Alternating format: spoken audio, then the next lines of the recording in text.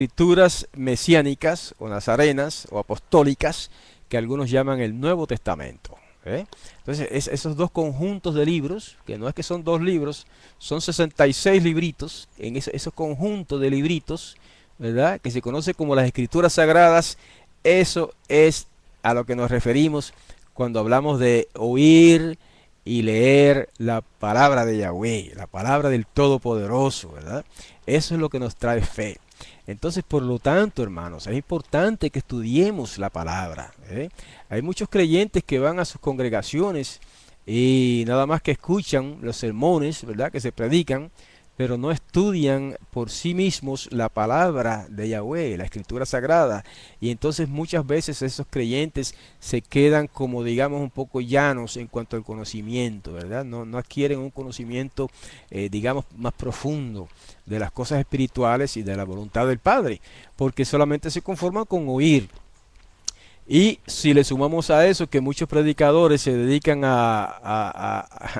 ¿verdad?, a hacer cuentos y a contar historias y a dar testimonios que pueden ser muy bonitos y en algunos casos hasta jocosos. Hay predicadores que les gusta incluso hacer chistes, ¿sí?, en sus predicaciones. Y no estoy diciendo que sea mal, ¿verdad? Lo que estoy diciendo es que eso, aunque pueda ser parte de una conferencia, de un estudio, pues no es lo esencial. Entonces hay hermanitos que a veces se conforman con eso, con escuchar un sermón y después salen diciendo, ay, qué lindo predicó el pastor. Pero eso no es lo único. Ahí tiene que ir más allá, más a fondo, a estudiar la palabra, las escrituras sagradas y estudiarlas por sí mismo. Todos los días, si es posible, en su casa y también en la congregación, ¿verdad? Porque estamos hablando entonces no de cualquier escritura, no de cualquier libro, sino de las escrituras sagradas que dice Pablo que son inspiradas divinamente.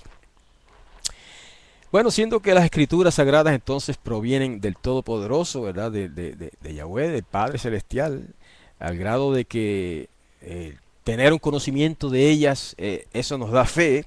Entonces, ¿cuál debe ser nuestra práctica diaria? Aquí está lo que acabo de decir, pero vamos a verlo de la propia escritura.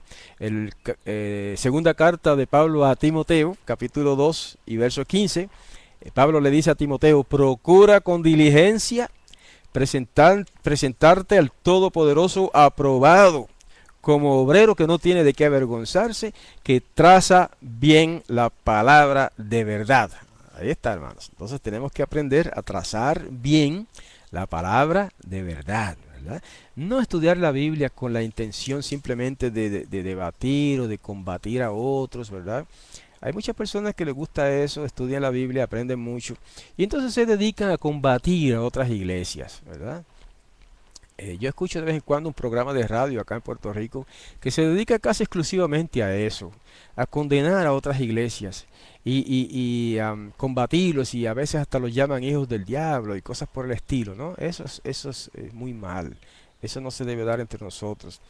Entonces, ¿por qué nosotros podemos, continuando con el tema, por qué no, por qué podemos confiar en esas escrituras sagradas y las afirmaciones que ahí encontramos? Vamos a ver la segunda carta de Pedro, porque Pedro escribió dos cartas también, dos cartas. La segunda carta de Pedro, capítulo 1 y verso 21, dice así: porque la profecía no fue en los tiempos pasados traída por voluntad humana, sino los santos hombres del Todopoderoso hablaron siendo inspirados del Espíritu Santo. Ahí está.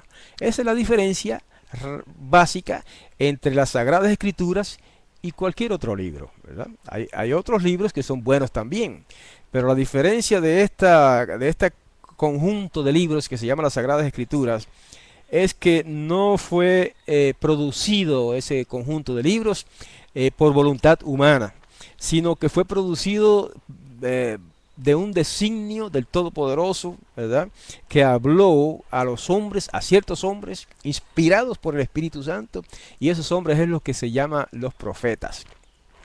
En hebreo se llaman Nevi'im, ¿verdad? Nevi'im en plural, Naví en singular.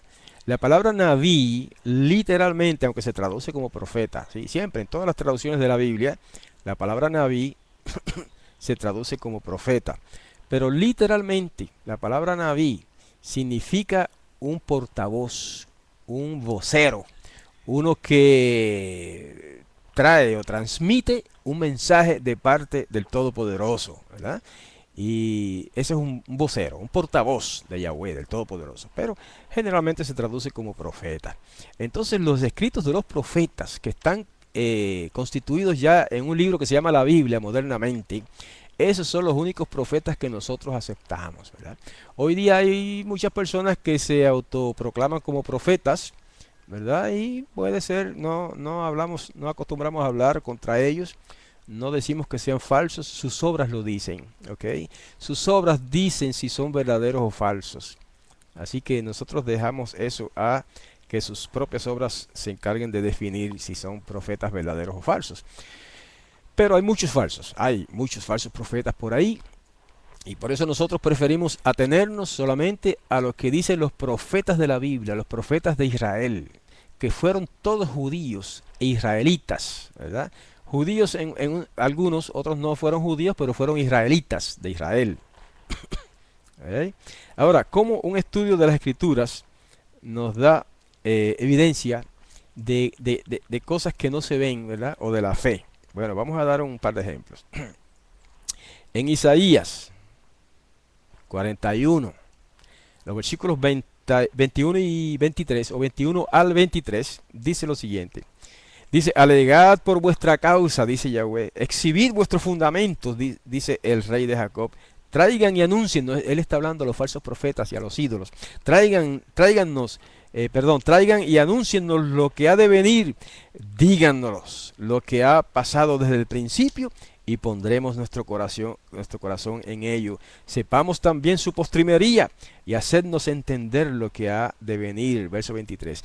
Dadnos nuevas de lo que ha de ser después, para que sepamos que vosotros sois dioses o deidades, o a lo menos haced bien o haced mal, para que tengamos que contar y juntamente nos maravillemos. Ese es un desafío que le presenta, que le lanza el Todopoderoso Yahweh, el poderoso de Israel, a las deidades falsas, a los ídolos.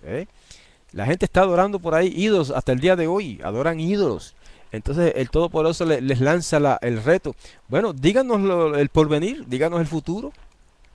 O por lo menos hagan algo, hagan bien o hagan mal para que sepamos que existen. Pero sabemos, hermanos, los que ya hemos caminado por estos senderos de muchos años, sabemos que todos esos ídolos son falsos. Los ídolos no son verdaderos, no pueden actuar, no pueden hacer bien y tampoco pueden hacer mal, y tampoco pueden predecir el futuro. Así que cuando alguien se pone a predecir el futuro, esos no son enviados de ninguno de esos ídolos. Generalmente son enviados de sí mismos, ¿verdad? Que pretenden predecir cosas cuando en realidad lo que están hablando es de la imaginación de su corazón. No estoy diciendo que eso es así en todos los casos. Estoy diciendo que eso es así en la mayoría de los casos. Ahora, ¿cómo espera que el Creador, que tengamos fe en Él, ¿verdad? Y que sepamos que Él es el Todopoderoso y que no hay ningún otro? Sencillo, en Isaías 46, 9 y 10 dice lo siguiente. Acordaos de las cosas pasadas desde el siglo, porque yo soy el poderoso y no hay más poderoso, y nada hay a mí semejante. Verso 10, que anuncio lo por venir desde el principio y desde antiguo lo que aún no era hecho. Y esa es la confirmación, hermanos, de la palabra de Yahweh, es la profecía. Estudie la Biblia, estudie las Sagradas Escrituras, estudie las profecías y usted verá cómo se han cumplido. Y los que no la entienden, pues traten de comunicarse con alguien que conoce más. Estamos a la orden para ayudar a otros hermanos a entender mejor las Sagradas Escrituras. Y vaya al estudio de las profecías y verá como todas, o por lo menos casi todas esas profecías de las Sagradas Escrituras ya se han cumplido. Quedan sí algunas por cumplirse, ¿verdad? En el futuro. Pero esas no son la mayoría. La mayoría de las profecías de las Escrituras Sagradas se han cumplido. Y las pocas que quedan por cumplirse se van a cumplir en estos tiempos del fin y cuando venga el Mesías. ¿Ok? Ahora, ¿por qué tenemos fe de que se cumplirán las cosas buenas que el Todopoderoso nos ha prometido? Y es en parte por lo que acabo de decir. Y también hay otro pasaje en Josué 23, 14, que dice, he aquí yo estoy para entrar hoy por el camino de toda la tierra. Reconoced pues con todo vuestro corazón y con toda vuestra alma que no se ha perdido una palabra de todas las buenas palabras que Yahweh vuestro poderoso había dicho. De vosotros todas os han venido, no se ha perdido de ellas ni una. Qué lindo. Ese es un mensaje del profeta de Yahweh para el pueblo de Israel, ¿verdad? Y dice que ninguna de sus palabras se ha perdido, todas se han cumplido. Hasta el momento en que este profeta dijo eso, pues sí, todas se habían cumplido, ¿verdad? Más tarde vinieron otros profetas, como Isaías, Jeremías, Ezequiel, Daniel, Oseas, Joel, Amós, Abdías, Jonás, Miqueas, Nahum, Abdías, Nahum, Zacarías, Malaquías, un montón de profetas que vinieron después, y todos esos emitieron mensajes de parte del Todopoderoso, ¿ah? Mensajes de distintas cosas que habrían de suceder, profecías. Por ejemplo, en un tiempo de la historia de este mundo, Babilonia era la ciudad más grande y gloriosa y magnífica de toda la tierra, ¿verdad? Babilonia descollaba en grandeza, en poder, 60 millas alrededor, con sus jardines colgantes, terrazas sobre terrazas. Estaba rodeada de unas poderosas murallas insalvables de piedra de 85 pies de grueso, según se define, y sobre 200 pies de alto. No sé decirles eso en metros, pero ustedes pueden calcular. Era la ciudad capital del mundo en aquel tiempo, Babilonia, Babel. Pero hoy día no queda de aquella ciudad pujante y gloriosa nada, nada. ¿Por qué? Porque, bueno, vamos a ver lo próximo. Es precisamente lo que tenemos en Jeremías 51, versículos 37 y versículo 62. Y es por esta profecía del Todopoderoso que sucedió lo que sucedió en Babilonia. Dice así: y será Babilonia para montones, aquí está hablando el profeta en nombre de Yahweh, será Babilonia para montones, morada de chacales, espanto y silbo, sin morador. Dirás, oh Yahweh, tú has dicho contra este lugar que lo habías de talar, hasta no quedar en él morador, ni hombre, ni animal, sino que para siempre ha de ser asolado. Ahí está, hermanos. El profeta, a nombre del Todopoderoso, predijo la desolación de la ciudad inmensa de Babel o Babilonia. Predijo que habría de ser talada, eso quiere decir eliminada, quitada, ¿verdad? Hasta no quedar en ella morador, ni hombre, ni animal, etcétera. Así que la Biblia nos habla, hermanos, en un lenguaje impresionante sobre el destino de esta ciudad y de otras ciudades como Tiro y Sidón y otras ciudades, ¿verdad? También nos habla del destino de razas enteras que habrían de desaparecer, de naciones, de reinos mundanos que habrían de terminar, incluso de individuos que habrían de ser talados, como dice el lenguaje hebreo, ¿verdad? Talados, quiere decir eliminados, quitados de en medio. Así que la historia del pasado, hermanos, así como la luz del presente, se ha cumplido al pie de la letra.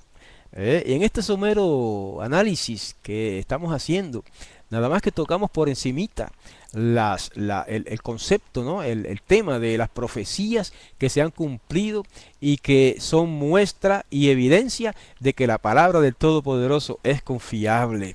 ¿Ok?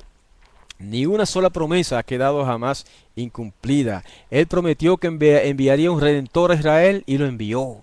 Ya se cumplió. Y vino ese redentor en la persona de Yahshua, el Nazareno, ¿verdad? El Mesías. Por lo tanto, hermanos, podemos tener una fe fuerte, una confianza fuerte y una esperanza fuerte mediante el conocimiento de estos hechos que se manifiestan en la palabra de Yahweh, de todo lo que se dijo concerniente al futuro, etcétera, etcétera, y que sabemos que todo o la mayor parte de las profecías se han cumplido. Y cuando decimos la mayor parte es porque la historia humana no se ha terminado, hermanos. La historia de la humanidad todavía sigue, todavía falta, todavía quedan cosas por realizarse en este planeta, todavía quedan profecías por cumplirse. Algunas de las profecías de las Escrituras se refieren al tiempo del fin, y a otras se refieren a más allá. Se refieren muchas de estas profecías, como las de Zacarías 14, por ejemplo, al reino del Mesías. Pero ya